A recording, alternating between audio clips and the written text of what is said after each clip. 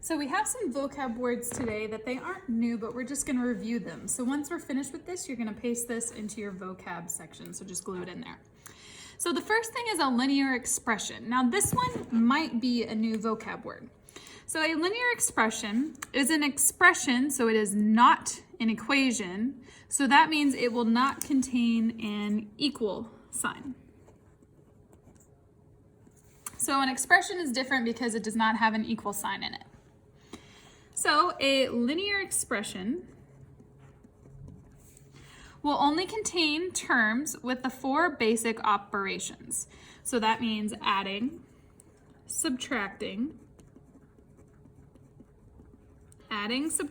multiplying, and or dividing. So we're just gonna have those four basic operations. We're not gonna have anything crazy with exponents or square roots or anything. So the variables in the expression will not be raised to any power other than the power of 1. So we won't have any exponents. So we won't have x squared, x cubed, x to the 4th, so on. According to the definition, which of the examples below is a linear expression? So we're going to check to see if it follows to be a linear expression. So this first one, it must not contain an equal sign. Does this fall through? That one has an equal sign, so it cannot be a linear expression. Letter B, does this one have an equal sign? No, so that means it's an expression. The next thing we have to check is if it has the four basic operations. Well, it only has multiplication and addition, so that's good. And then the variables in the expression cannot be raised to any power. Does A have an exponent other than 1? Nope, it has an exponent of 1, so we are good. That one is a linear expression. Letter C, does it have an equal sign? Nope, so that means it's an expression. Does it only contain the four basic operations? Well, it has multiplication and division here with that fraction, and then it has subtraction, so we're good there. And then do the variables in the expression, are they not raised to any exponent? Well, both of them only have an exponent of 1, so we are good. That's a linear expression. Letter D, does it have an equal sign? Nope. Does it only have the basic four operations? We're good there. And do the variables only have an exponent of 1? Well, right here we have an exponent of 2, so that one right there disqualifies it because we can't have a squared. Letter E, well, there's no equal sign. We still only have the four basic operations, and the variables are not raised to any power besides 1. So we're good there. So it is a linear expression. Last but not least, F. Is there an equal sign? Whoop, there is. So that automatically disqualifies it, and it is not a linear expression. All right, continuing on with our vocab.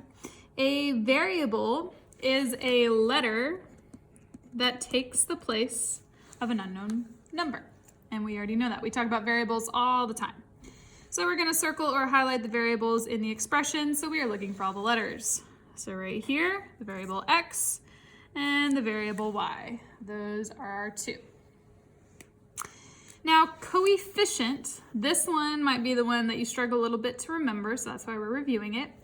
That is the number being multiplied by the variable. In other words, it's the number in front of the variable. So we're going to circle or highlight the coefficients in this expression. So we look for the variable. Well, the variable is x, so that means its coefficient is a 3. And then if we look at the y, its coefficient is a positive 2. Notice that I highlighted the whole thing with the plus 2 because that plus matters. If, for instance, it had been a minus, we have to make sure we carry it because we always look to the left of it. Next is a constant. And a constant is a number with a fixed value. It stands alone without being multiplied or divided by a variable.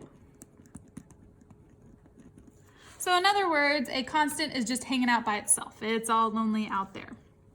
So we're going to circle or highlight the constants in the expression. Well, right here, minus 10, that one does not have any coefficient. Sorry, it is not a coefficient and it does not have any variable, so it is good. And then we also have just a plus 5. It does not have a variable as well. Then we have a term. So each component of the expression is called a term. A coefficient and its variable are considered one term together. A constant is also one term on its own. So each plus or minus symbol begins a new term and shows the sign of the term. So terms are separated by the addition and subtraction symbols. So we're going to put a box around each separate term. So right here we have a subtraction sign, so that means 3x is a term. And then minus 10 is a term, because then we have a plus sign, so that means plus 2y is a term. And then plus 5 is a term. So we had 4 different terms in that one example. Now let's talk about like terms. So like terms are terms with the same variable. Constants are like terms with each other.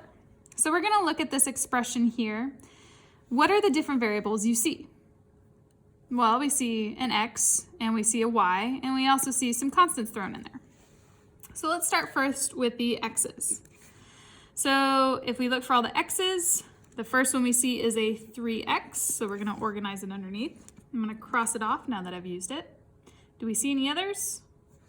Oh, we have a minus or a negative 7x. So we want to make sure we include that sign with it because that matters when we combine them. Next we have y's. So we have a positive 2y. And then we have a positive y. And then last but not least, we are left with our constants. So the first constant we have is that negative 10. And then we also have plus 5, so a positive 5. All right, so now we've taken care of everything. So how many different types of terms are there? Well, there are terms with x's, y's, and constants. So that means we have 3 different types of terms. Now in total in the beginning, we had 6 different terms, but there were 3 different types. And so now we're going to organize them and combine them. So we have 3x plus negative 7x. Well, if we do 3 plus negative 7, those have different signs, so we subtract and then keep the sign of the larger one. So that means 7 minus 3 is 4, and then we're going to keep the negative because that negative number is bigger. So we have negative 4x. Then here we have 2y plus y. Well, remember, even though it's not written, this y has a coefficient of 1, even though it's not there. So we have 2y plus 1y, so that would give us plus 3y. And then we have negative 10 plus 5. Well, these have different signs, so we subtract and keep the sign of the larger. So 10 minus 5 is 5, and then that negative 10 is bigger, so we keep the minus sign there. So those combine to be negative 4x plus 3y minus 5.